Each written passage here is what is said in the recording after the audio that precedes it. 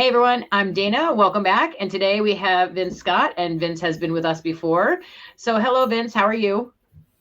I am great. Great to be back, Dana. Good to have you back. So before we get started, why don't you tell us a little bit about you, a little bit what you do, all that kind of good stuff. My name is Vince Scott. I'm the CEO of Defense Cybersecurity Group, a consulting company focused on Department of Defense industrial-based companies, cybersecurity. We want to both help companies be compliant and help companies meet their real security requirements from all the threats they face.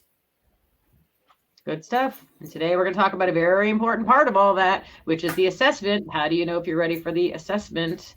So our first question is going to be, so know what kind of assessment you need and what kind of assessments are there? Yes, it's critically important for companies at the start to say, well, what kind of assessment do I really need? And there are a number of different types. First, there are assessments that are done by the government. So there is a basic, medium, and high assessment.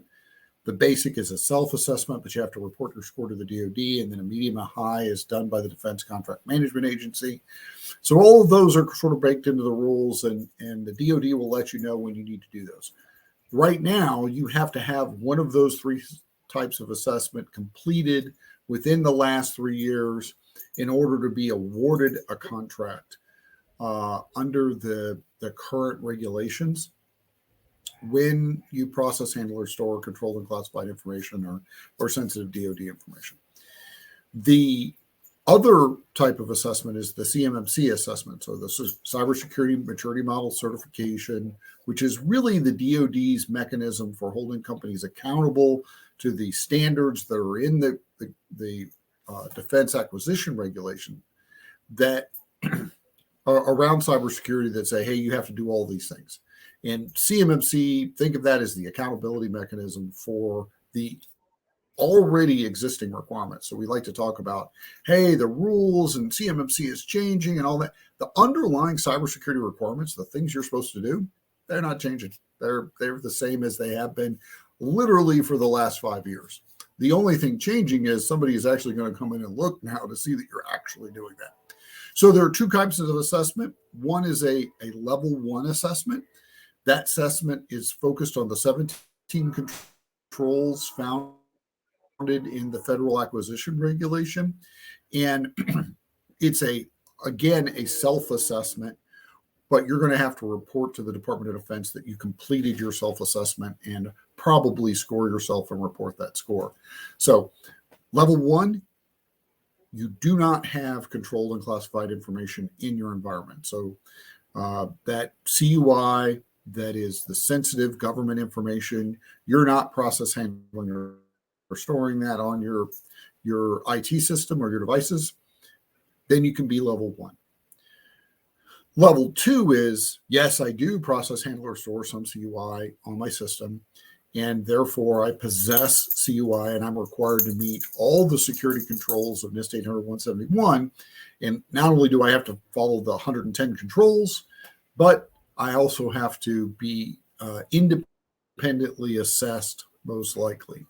So that's where the CMMC, when we talk about a CMMC assessment, generally we're talking about that level 2 CMMC assessment that has got most companies' attention. As we go forward here with the question and answer, if there's some question about which kind of assessment we're talking about, I'm talking about CMMC level 2. Mm-hmm. All right, good stuff. So, okay, know your CUI flow. Isn't it the government's job to tell me what I have at CUI? It is indeed the government's job to tell you what you have that is CUI, but you don't just receive CUI from the government. You can also produce CUI on behalf of a contract. So a really great example of this is personally identifiable information. So we have your social security number, your name, address, passport information, I-9 stuff, all that stuff. Personally identifiable information. We always collect that for our employees, right? We have to. There's a lot of legal requirements around that. When I'm collecting that for my company, that is not controlled and classified information because it's not federal information. I'm not doing it on behalf of a federal contract. I'm doing it to operate as a company.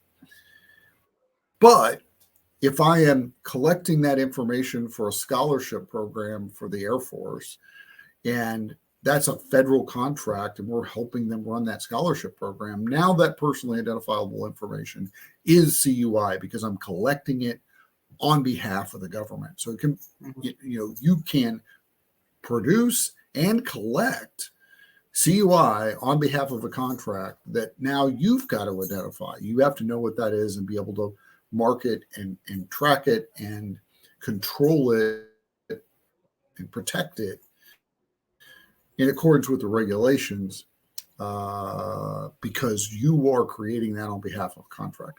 You can also get CUI from the federal government in the same way. They may send it to you. If they do, I have to know how that CUI flows across my environment. There's actually a control that talks to this 313, which, control the flow of CUI. I actually wish it was the first control, because everything we do foundationally to get ready and implement these controls is based around CUI and where it's at. So if I don't know what CUI and I don't know where it's at in my system, it's really hard for the IT guys to build a system that's compliant. And I see this over and over and over again in companies or organizations seeking certification, OSCs, that we go to visit, right, or help.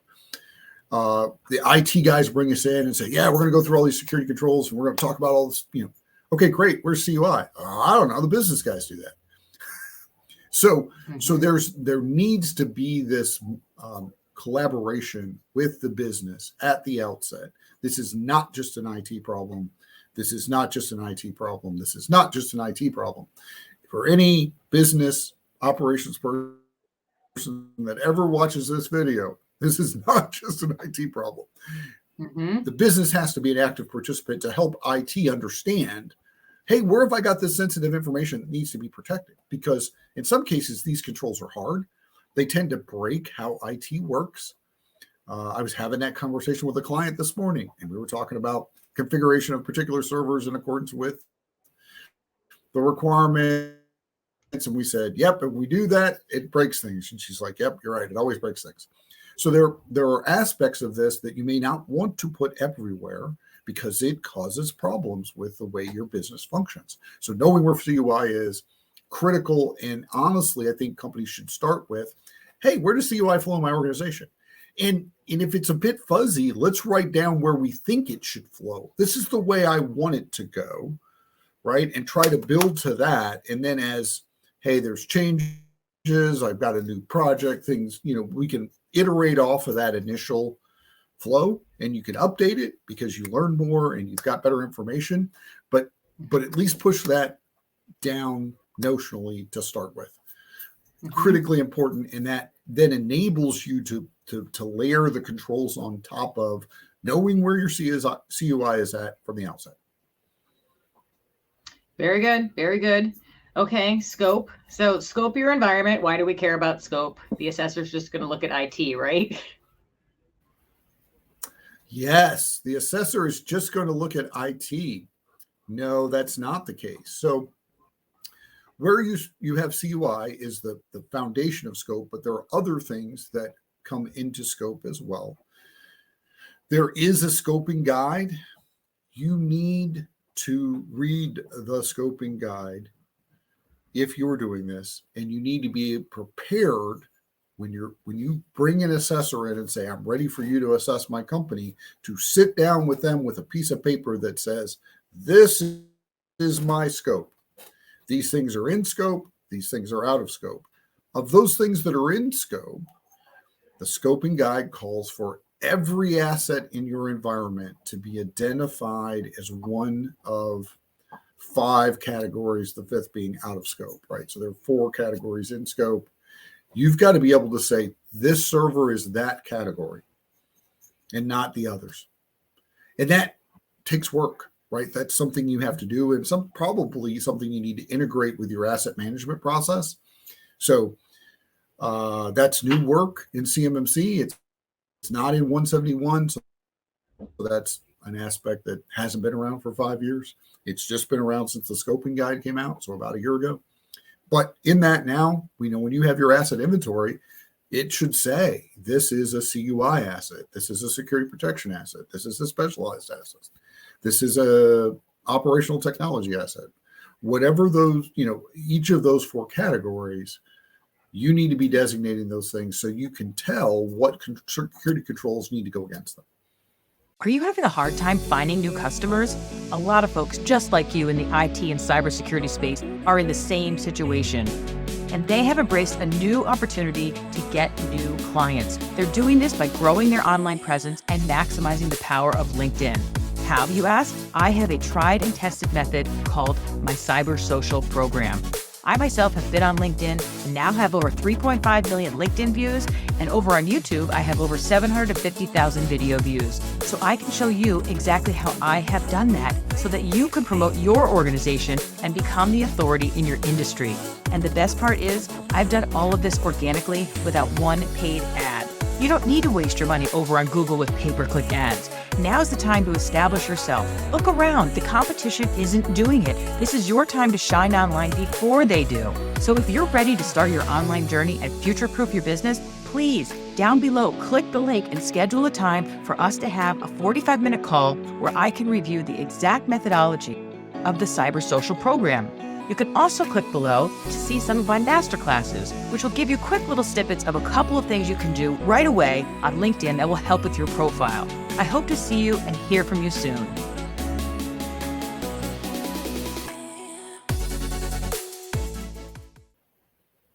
And that's really, really good what you're talking about with that this is different versus just what people have been following NIST 800-171. I'm assuming that's what you're referring to. That's one of the differences with identifying the asset. That is a difference. So that's good that people know that this is different. Asset categories.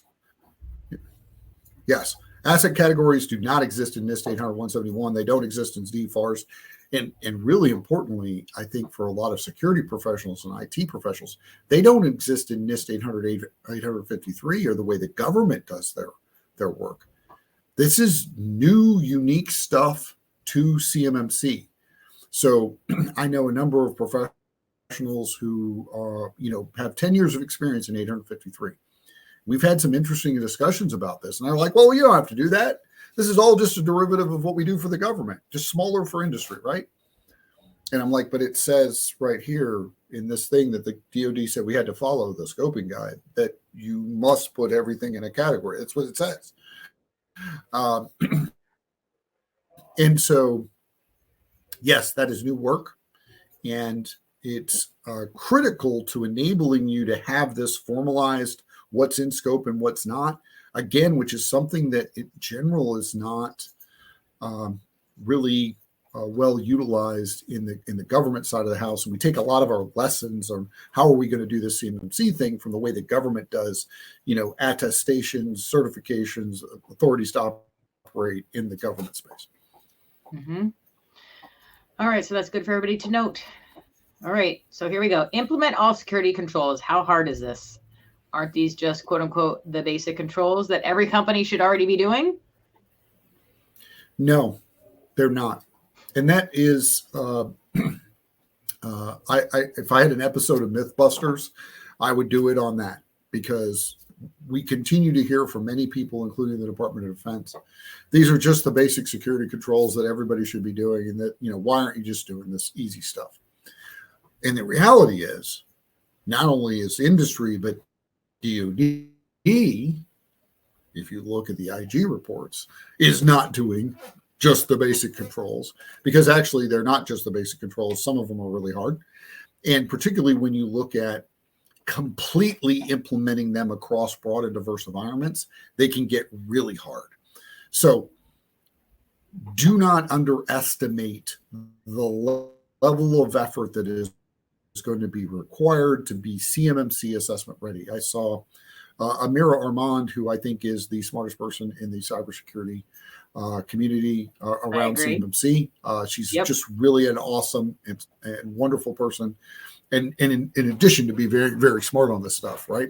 And she is also a person who's an implementer and a technician, as well as, sort of a compliance person and an auditor. She gets the full spectrum. Say in LinkedIn just this week, companies don't understand how hard this CMMC ready thing is.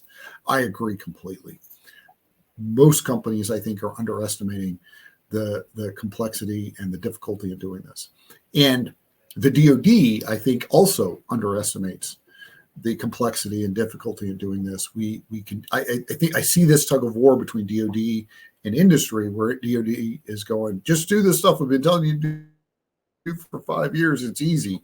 And industry is going, this is really expensive and it's going to crush my business. And they're still talking past each other. Every day I see LinkedIn posts that come from one side or the other. Mm-hmm. In the myth that the 110, 171 controls are just basic and easy, that has been told over and over again by people who don't actually have to 100% implement these things, is what drives that disconnect, I think. So it's for companies that are looking at CMMC, do not underestimate the level of difficulty. This is not just the basic controls, something you can throw at IT and they're going to do in a couple of weekends. That's not the way this is going to work. Well, I think part of that problem is, and I've said this before, is that the DoD thinks that NIST 800-171 is already in place. So this is not really going to be that heavy of a lift to get to CMMC. And the reality of the situation, whether we want to say it out loud or not say it out loud, is that's not in place. So there's a lot more work to be done than just, going from there to CMMC. So that's the big part of the problem. Well, and I think that there is a lot of shade thrown on industry by DoD because it has been 5 years, and why didn't this come up earlier, etc. There's a Stephen Covey 7 Habits of Highly Effective People story. That's my favorite leadership book of all time. If anybody hasn't read it, I highly recommend it. I think it's just a great work. But in there, he tells a story about an owner who has a dog who spoils him and lets him do his business in the house as a puppy because he's just a puppy. He doesn't know, blah, blah, blah, blah. And one day he turns around and it's a full-grown dog and he whips the shotgun out and ends the dog's life because it's a full-grown dog and it should know better. I always think of that same scenario here. So is that a bad dog or is that a bad owner? I think the DoD needs to bear some responsibility for this. And their claim that, hey, you should be growing up now and you should be doing this correctly, and you're not, and you should have complained earlier, may all be valid, right? The dog should not be doing its business in the house, but outside. But, you've also known for a very long time that that's not happening, that there are a lot of issues with this. And how you lead and hold the defense industrial base accountable is part of the problem. And going back to what I said was first on the list about what's your CUI flow? What is CUI? What is the most important thing about knowing what CUI is for a company? What my government customer tells me. What my government customer marks CUI. And they're not. They're largely not following and when I say largely, I mean 80 or 90% of my interactions with CUI with the government are mismarked, handled incorrectly, not done according to their own regulation. The vast majority. I very rarely see it done right. And what that does is that undermines the defense industrial base's attempt to build a proper security thing. Because I'll go to a company and they'll go, we don't, our government customer, we're manufacturing parts for the Joint Strike Fighter. Nothing we have comes in that says CUI. So, we don't have any. And you're like, no, you're building parts for the Joint Strike Fighter. Let's start digging into this. In one case, we found a CUI marking, not a proper CUI marking, but at least said CUI in like 3-pitch font in the corner of a diagram. Okay, so yes, there was some marking there if you got your magnifying glass out, but that's not handling this data and information that you're desperately worried that the defense industrial base is going to lose appropriately and according to your own regulations. So I think it's fair to say you, the Department of Defense, who hold the vast majority of the cards in the contractual relationship with industry, way more than any industry to industry contract. The government is ironclad. What's the doctrine that if they forget to put a clause in a contract, it's in the contract anyway? It's a legal precedent from case law that says the judge decided, well, even though the contracting officer forgot to put that clause in, you should know that clause should go in there. So we're going to hold you accountable for it anyway. The government is incredibly powerful in this relationship. And I don't know a single defense contractor who does not want to meet and exceed their government customers' expectations. They want to do what the DoD wants of them. But if you undermine that tactical leadership at the point of contact with industry, where government folks say, hey, it's not important enough for me to mark this stuff right, what message does that send to industry about how important you think cyber is? So, but the standard is really hard. So I have a question then, because as far as who can mark things CUI, if it's coming from the government and it's not marked, but it should be marked, are you allowed to mark it CUI? There's an argument within the professional community about that. Right. So then what happens when the assessor comes in? The assessor is not the expert on CUI. They're not trained in what is CUI and all they're the expert in the controls, right? So they're going to ask you what's your scope. They're going to ask you what your CUI assets are. And they're probably not going to challenge your categorization of those because they don't know what your government customer is giving you and whether or not it's CUI, nor are they, CUI experts that's going to be qualified to override what you and the government customer said. So like I said, there are arguments in the professional community about how do I treat that? I got something that what I think is CUI. What do I do with this? It wasn't marked. I think the first step is go back to the originator and say, hey, are you sure this shouldn't be marked CUI? If that originator comes back and says, what's CUI, which I've had happen to me, government, more than once, actually, I've had that happen to me, where the government guy goes, well, what's CUI? I don't even know what that is. You mean FOU? No, that's not what I mean. So that's the first right step, right? If that comes back with the wrong answer, you then have a choice to make about whether or not you're going to mark that CUI anyway, or you're going to let it go. What I do is where I'm responsible in a company, I say, we're not going to remark something the government has originated. I, as a contractor, cannot get into this argument about what the proper marking of the government's information is with the government employee. The government folks, they have to do that. And if I gently try to push them in the right direction and that doesn't work, then what I've said, hey, we're going to treat this as CUI. We're going to try to keep this in CUI channels, even though, for us, even though it's not marked, but I'm not going to try to overcome, the government's decision on this as a contractor. I think it's unreasonable to ask any contractor to do that. And it's detrimental to your company and your business to do that, and it's just not reasonable. If the government really wants that marked correctly, then they need to train their people to mark it.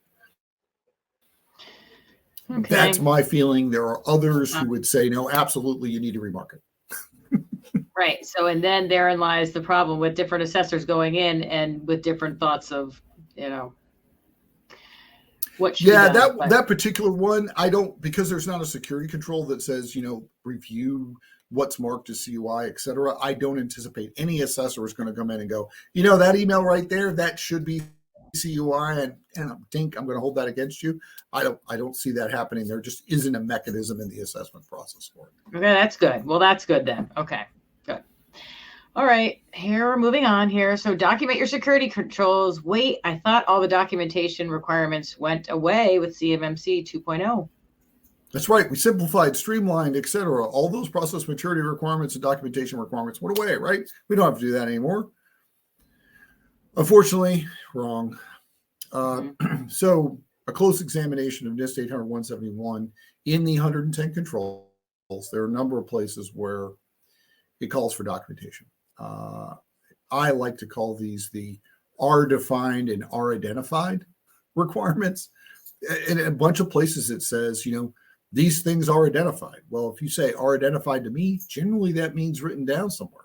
If you say this organizationally defined variable, whatever it is defined, okay, well, in order for that to really be defined, that needs to be in your documentation somewhere. Show me where you define this thing that says, hey, I'm going to conduct vulnerability scans once a month. That would be something that you can define that time frame. Show me where you've defined that, right? It requires documentation. And certainly, we've always known that we have to have a system security plan component. Then you have this thing that I think still a lot of people don't see or understand very well. It's into the complexities of the entire requirement, but Appendix E of NIST 800-171 has controls that we're not going to grade and we're not going to look at, but you're supposed to be doing anyway. And these are called the non-federal organization controls, or NFO controls. So if you hear somebody talk about those, there's an additional list in the appendix of 171 that you are supposed to be executing on, but is not currently accessible. I anticipate that as we look at NIST 800-171 Rev 3, that for every domain in that appendix, the first control that's listed is have policies and procedures. I anticipate those are going to move into the accessible portion of the NIST regulation in this next revision. That's Vince guessing. It's not written in stone. I haven't seen a government person outright say that, but based on the problems we've seen, the DoD's desires, the lack of documentation in some cases, I think that we can expect to see those move back into the main body of the standard, but that remains to be seen. But even if they don't, they actually are still in there as a requirement. Well, I think it makes life easier too when you have to thoroughly document. Okay, document. It's going to make life easier anyway. So, all right. Next thing, evidence. Gather evidence for your security controls. Isn't that something the assessor is supposed to do? Yes. So I even would have thought that was really the assessor's job. But the way the CMMC assessment process, which is draft, and we do expect a revision here in the next month or so, calls it out, though. You as an organization seeking certification have to gather evidence. For me as a lead assessor, when I come in, I have to be able to go through and go, yeah, it looks like they're ready to be assessed based on the evidence that I see here. So there is an examination of evidence in the pre-assessment phase of the CMMC process. I don't like that. I think that's not the way I would structure this, but that is the way it is structured, and it seems like that's likely to be the way it's going to be structured going forward. So one of the things that I recommend to organizations is that they create what I'm calling an evidence locker. You have this place, and that can be a SharePoint or a share drive or wherever you put that, right? Where I am collecting evidence. I have a folder for each domain, and under that, I have a piece of evidence for every assessment objective, not control. 110 controls, 320 assessment objectives. So each one of those is broken down into one or more assessment objectives. And that's where the assessor is going to be looking for evidence. You need to have a document you can point to, a screen snapshot, a log, a thing for every one of those 320 assessment objectives, is my recommendation.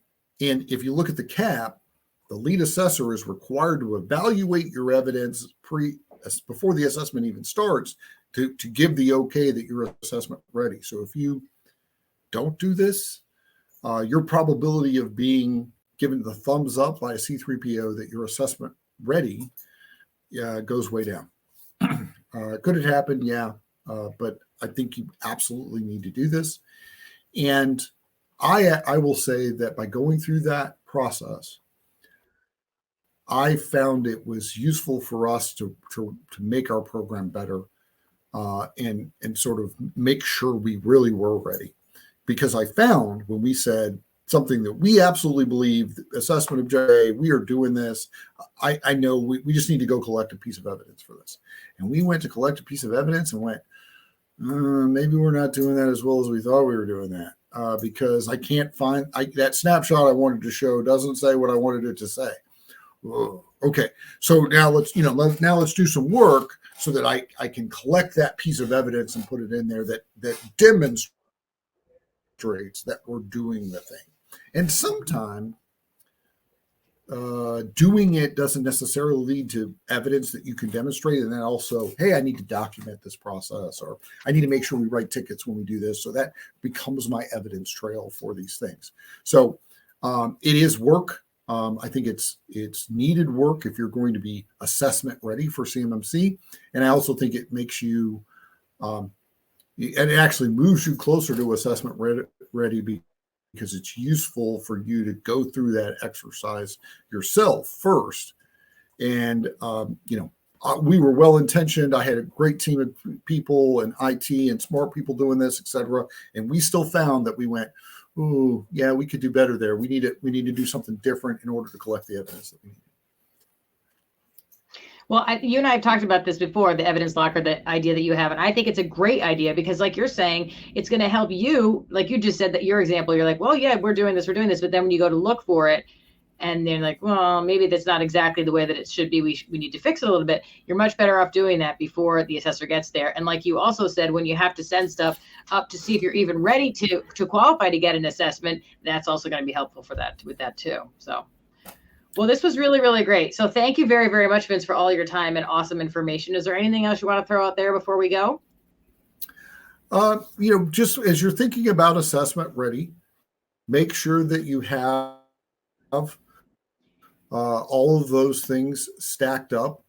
You should be looking at the CMMC assessment process and looking for updates to that.